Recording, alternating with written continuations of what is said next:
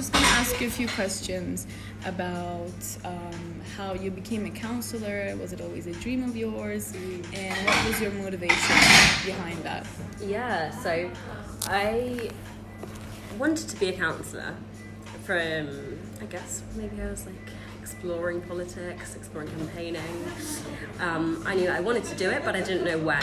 And I thought I was too young to do it now, and I wanted to maybe finish uni first or, get started in my career before I did it. But honestly, I was getting really frustrated with the world around me. It was kind of, I think, during lockdown, I was getting more and more involved in different campaigning groups. So I got involved with things like, it's called Divest Pride at the time, now called Fossil Free Pride. It's about getting local pride organisations to stop being sponsored by banks and fossil fuel giants, basically. And I got involved with other different campaigns through People and Planet on migrant justice and social justice, and then I got involved with the Green Party. And my interest in the Green Party was sparked by one email about a campaign on domestic violence and homelessness for young LGBTIQ+ people. And this is something that I was really passionate about, something that's affected my close friends and me personally in terms of the domestic violence aspect. And it's just something I wanted to take action on. So I went along to this meeting and got involved, and then kind of from there I got more and more involved in the other liberation groups within the Green Party. So I got involved as being the previous co-chair of LGBTIQ+ Greens. I got involved in the Young Greens. I got involved in Greens of Colour.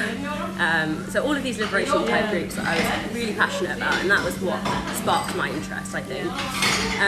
And then I went along to a local party meeting, and I was kind of not sure if this was the right space for me, to be perfectly honest, because I didn't see anyone else on that online meeting that looked like me. A lot of people were older, white, and just didn't really reflect what I looked like, I guess. And so I was thinking, oh, this is Croydon, is this the right party for me?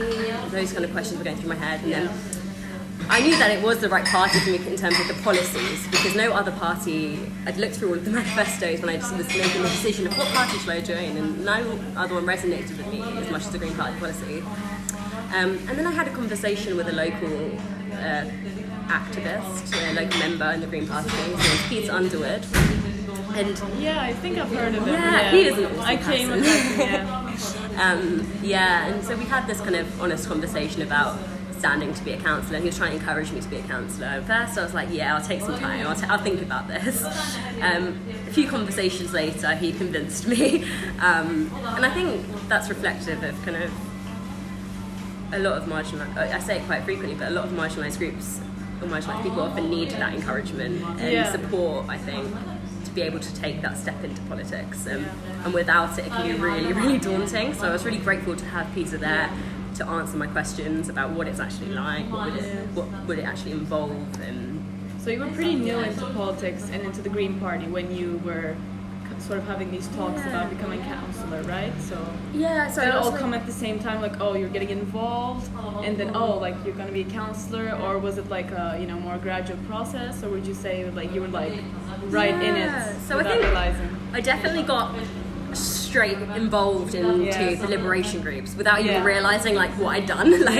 I went along to one meeting and it became 5 more meetings, and I was really excited by that, really involved. I think this was in 2019, 2020 when the lockdown literally just started. Maybe the year after is when I was starting to explore councillor stuff. So still fairly quick to be honest, but it was a year later that I'd thought about councillor stuff. Okay, that's great. Well, I was going to ask, why the Green Party? Because, not to generalize, obviously, because each party obviously has different stances on certain issues, but I've seen online that I've seen people shift to the Green Party, especially younger people, from the Labour Party. You got involved directly with the Green Party, but I'm seeing this shift in younger people having more confidence almost in Green Party and Green parties around Europe as well. So why the Green Party in that sense? Do you think it attracts a younger audience? maybe? I think that there's definitely a population of the Green Party that is very young. I mean, the Young Greens are really, really good at mobilising. So they're really good at getting people engaged through student union groups and things like that they've set up at universities. In lockdown, they were the ones that also helped to engage me. So yes, I went to the LGBT Greens meetings, but Young Greens also held like a political workshop series, which was really informative, really interesting, and just loads of people started coming along to those. And like during lockdown, when it was the first few weeks, like no one had really much to do. That was a really good idea. Yeah. So they're, I guess we could say that they're better at reaching out to younger audiences and mobilizing them in a way, maybe. Yeah, I think so in terms of the Young Greens itself. But then of course, I wouldn't say that we have an only young membership. There's definitely a wide range of ages, and there's definitely a significant proportion of people who are part of like the Green Seniors group. And I think for me what attracted me to Green politics was obviously the environmental climate focus being major, but it was actually the social justice policies that stole my heart almost. Like their policies around sex work is one of the reasons I joined. So the decriminalisation of sex work is one of their policies, so very much opposing the Nordic model. So that's quite a way that most sex workers don't feel safe. Kind of like if you listen to sex workers and sex worker research and like sex worker led movements, they say that decriminalisation is the way that would make them feel most safe and protected in comparison to cracking down on the criminal kind of aspects. And so that really was one of the reasons I joined. I also joined because of the drug policy in terms of decriminalising and drug use. That was another big policy. And then I think also the very like almost democratic nature of policy making itself within the Green Party. So it's very much member led, so every member can come along to conference and vote on our policies basically, which is very different from the way the Labour or the Conservatives or other major political parties do it. Do you think it has something to do with it being maybe a smaller group? Or do you think this is actually their way of doing it, and even if they continue to expand, like they'll still keep doing this? It's really interesting. So definitely it started as a kind of small group and that's how it started, but I think from the get-go it was very grassroots focused. This party definitely doesn't like the top-down approach and really wants to build up things from the community.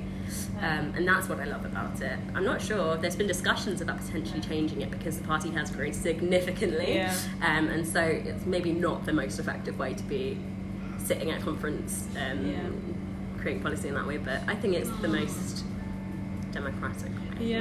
Well, I've seen that, I was doing some research and I saw that there was a 60% increase in Green Party votes in the 2019 election, which says a lot about, people just rooting for the Green Party more and joining in and with the action. What kind of a future do you see for your party and maybe for yourself? Like maybe do you have any ambitions of potentially getting higher up in the party, or like, not higher up essentially, but having more involvement? So I think for the party, I'd love to see another MP. I think Carla in Bristol, I'd love to see her elected as our second MP. We need that. We need more Caroline Lucases in Parliament, because Caroline Lucas does amazing work, and she's only one person. And it's just like she has such a loud voice that's well respected and listened to. So more of that would be good.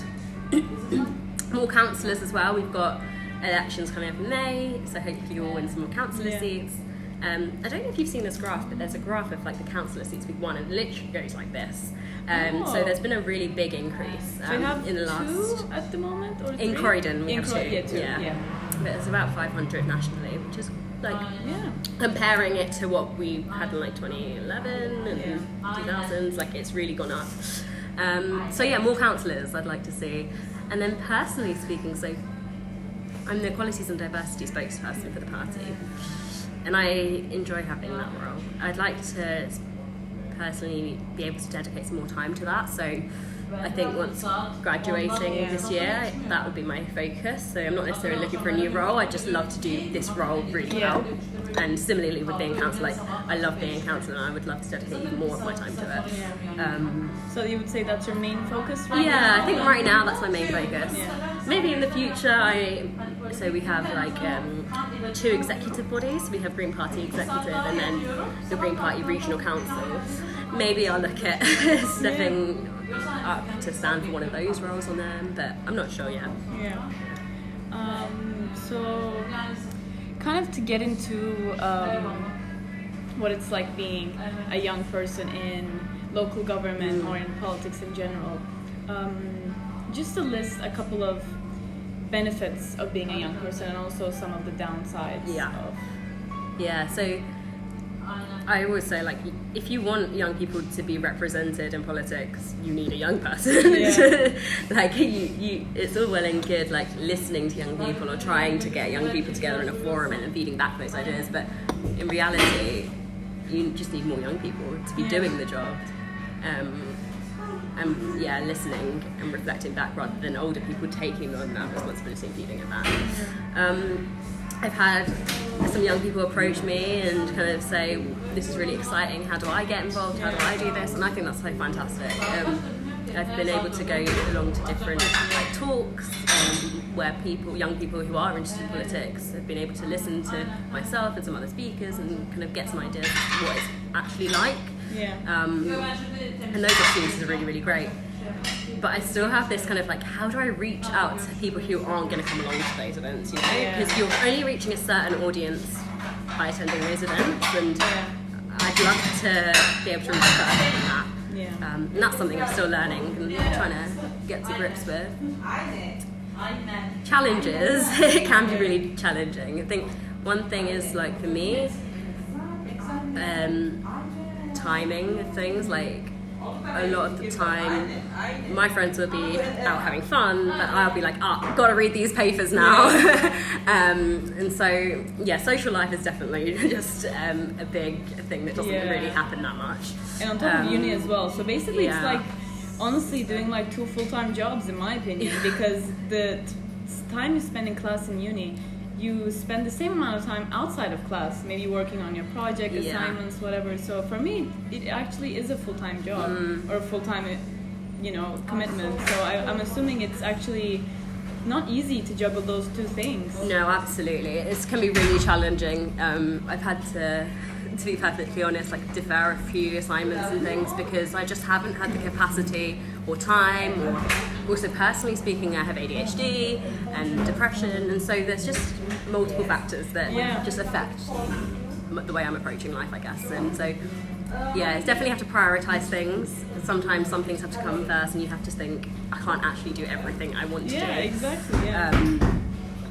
But so timing has been a bit of a challenge, I think, like social life. But also just, I think getting people to listen to me in itself is a challenge. So there have definitely been some meetings where I've said something, no one's listened to me. Someone's sitting next to me or like a few places down and says the same thing and everyone's listened to them. And I'm like, did I not just say that? I think I find it quite challenging, like the word authority or like power. Like I have a really interesting relationship with those words, and so I don't want to come across as very authoritative or like very. No, I completely understand. Yeah. But at the same time, I think I need to do better in finding that balance so that people are like, she's got her shit together. Like, sorry, but she's on it. She knows what she's about. I think at the start as well, it was quite challenging as being a new political party in the council. So I think the council is still navigating how to deal with this. We haven't quite got to a particular solution because the way that our council's constitution is written is very much two-party focused, very much Labour and Conservative. And so there was very little room for the two Greens and also the Liberal Democrat to have a say in council matters, really. And so we've had to have some ongoing... Which is a shame, because council, like everyone, no matter how many numbers may differ in terms of like who you're affiliated with, like they're a majority, they're not, whatever, it's still like the principle is that everyone should get a say in that sense. Yeah. So they're exactly that. So there's still ongoing conversation as to how that's actually going to work in principle. And yeah, we did have to fight a bit, I think, at the start to make sure that we were getting equal treatment. Because that officers should treat all members of any political party equally. Yeah, exactly. So how would you describe the current climate at the council? Because I've actually written a couple articles on like the recent, stuff that's been happening, the council tax hike, the pen report being released, and like all the wrongdoings of the previous government and everything. So how is the current situation at the council? Yeah, I think it's a really interesting time. Interesting time. Definitely. I'm not sure what this will mean in practice. I don't know if you've heard about the government, the Secretary of State is potentially exploring giving more power to the Improvement and Assurance Panel, who are overseeing currently the local council's work. So they're exploring potentially giving more power, and we had a conversation earlier. I'm not sure what that's going to look like, so I can't really say. But that's going to be interesting, I think, to see kind of how much power the council does end up retaining, how much is kind of be coming from the independent investigators.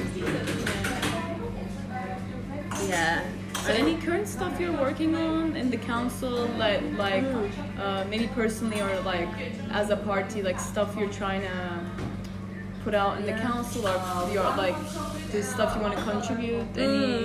I don't know if you saw, so for the budget in particular, so the Greens, we put forward an amendment, and that was to use some ring-fenced money, basically. It's called the Community Infrastructure Levy, to improve road crossings and pedestrian walkways for pedestrians and cyclists, and kind of reduce the danger hazards for crossing. And looked at it from a more of an equalities perspective, so that it would help everyone, but specifically young children, older adults, disabled people. And unfortunately that didn't go through, that wasn't passed. But that is something we're going to continue to push for. Caroline Russell in City Hall, she's a Green Assembly member. She's been doing some amazing work on this, and I think, she's been pushing from London Assembly level for this, and I think locally we can continue to do the same thing. There's lots of other issues that are going on. I mean, homelessness is a big challenge in my ward particularly. We're having ongoing conversations around this. And the current approach has been support and enforce, I think is the words that the Tory mayor uses. And personally speaking, I'm not sure how much support is being given to homeless people.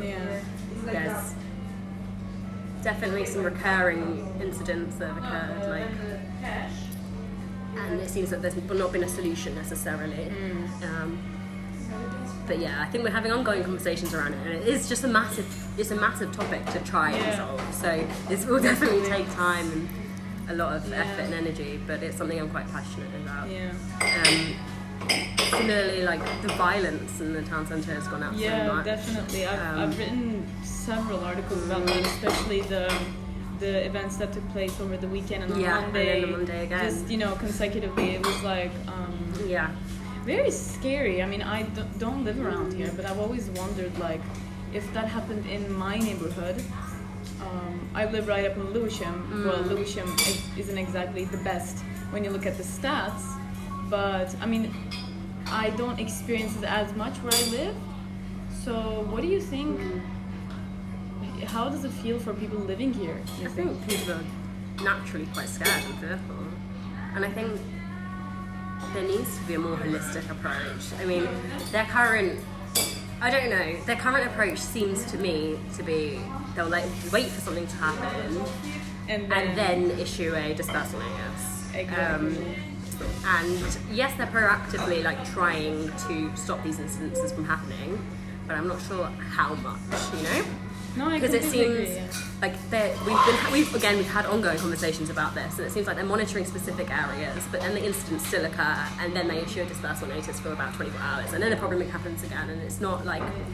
It seems like there needs to be a more holistic approach with involving like the schools, the social workers, like the police as well, rather than it just being the police who are arresting young people and then the problems reoccurring. Yeah, no, I completely agree because I mean I've looked at some stats. 2021 was like a very bad year for Croydon in terms of knife crime incidents, and 2021 seemed to be better. But then I looked at stats, and the first 2 months of this year, January and February, Croydon was number 1 in violent offences against person crime. Yeah. So that includes knife crime, assault, stuff like that. So, in my opinion, looking at it from an outside perspective, things aren't getting better. And I've seen many initiatives, community initiatives, police initiatives, but it just doesn't seem to be working. And I'm curious about what they're gonna come up with, because they should come up with something, you know. I completely agree. Yeah. There has been lots and lots of work going on. It's just and it has been, to be fair, the community have been involved with it, and there is another community meeting coming up. But I do think these conversations need to be had with other bodies as well. And I'm sure they are, but just to connect more regularly, more frequently, and monitoring as well the progress, like between those conversations. I'm not sure if that's happening. Another thing is, again, from City Hall, Caroline Russell actually has been pushing for the Met Police to stop sharing, Met Police like local groups to stop sharing pictures of knives on Twitter.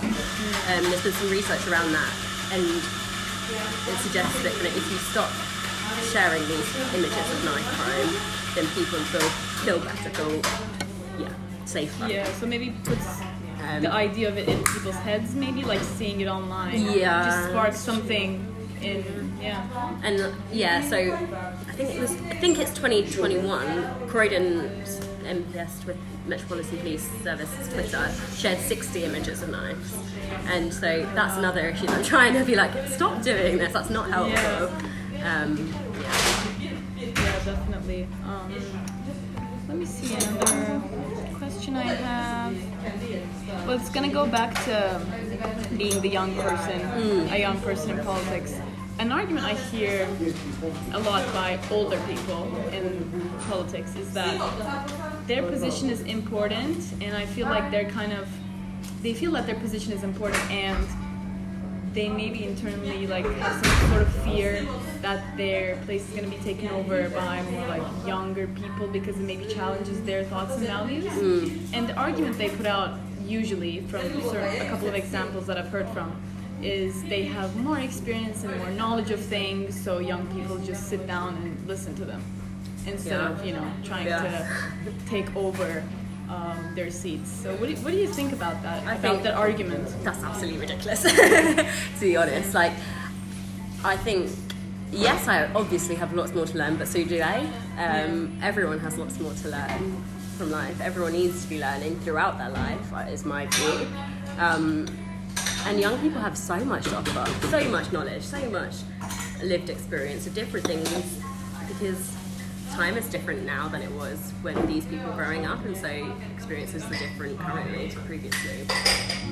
And I mean, personally speaking, I've had loads of different experiences throughout my life that a lot of people probably won't have had, and I think those experiences are really important to me, and they've shaped my frame of mind, the way I view the world, and I think that my politics as well has been influenced by my life experiences, and that's just as important as anyone else's life experience. Yeah. But of course, everyone has lots more to learn. I wouldn't say that, like, I think that everyone should be on a learning experience, not just young people. I agree completely, and this knowledge and this, having knowledge, I think it's, the way they see it is so like straight up like, oh, like I know more, I've seen more. They just measure it in terms of like how long they've been here in this world and how much they've seen. But it's also the variety of these experiences that matter, and in a short amount of time, you can have much more intense learning experiences or just life experiences. I don't think it's necessarily... I don't agree with this argument either, but I always see it on online, just, you know, politicians speaking up, just going like, oh, like, we know more, and stuff like that. I also think that this idea that politicians know best is ridiculous. Yeah. Like, so that I think as politicians, regardless of what party you are part of, we need to be listening to people more. Like, yeah, that's my point. We just need to be listening to the communities we represent rather than going off of what we want. Yeah, and your personal life. Yeah, your personal agenda. Definitely, yeah. Completely agree with that. Following my previous question, what does young people bring to the table that older people don't bring? I think it can be ways of thinking, ideas, like the state of the world we grew up in compared to those older generations. What do you think we can bring to the table? Yeah, I think, again, like life experience. Older people have different life experiences to us. Again, they grew up in a different time to us. And so the environments that we've grown up in have shaped our experiences and our outlooks. Young people bring so many fresh ideas and creativity that maybe older people won't have thought about. Different approaches to policy, different things to think about when you're doing things like scrutiny work or asking questions in full council. There'll be things that older people won't necessarily thought about that are affecting young people on a day-to-day basis.